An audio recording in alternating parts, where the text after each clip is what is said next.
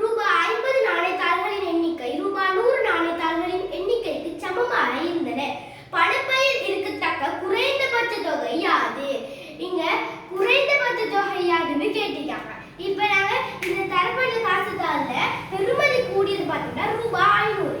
இந்த ரூபாய் 500 குறைந்த தொகையா நான் ஒரு தடவை எடுக்கிறேன். அப்ப ரூபாய் 500 ஒரு நாணயத்தாளாக எடுத்து ரூபாய் 500 ஒரு நாணயம் எடுத்தா இந்த தரப்படிக்கு 10 நாணயத்தாள்கள் தான் இருந்துச்சா.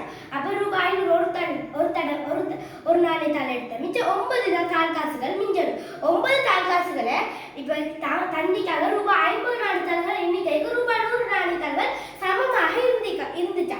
அப்ப நான் இந்த 500 ரூபாய் தாள் ஒரு நாணயத்தாளாக எடுத்தேன்னா மிச்சம் 9 தாள் காசுகள் மிஞ்சும். அந்த 9 தாள் காசுகளை 2 இருக்கு, அதாவது ரூபாய் 100க்கும் ரூபாய் 50க்கும் கொடுக்கணும். அதை நான் 2 அளவாகுதா 4 ஒரு மீதியும் வரும். இந்த 4 ஒரு மீதியை வந்துட்டு 2 தாள் காசுகளுக்கு பிரித்து கொடுக்க முடியாது. அப்பொழுது அது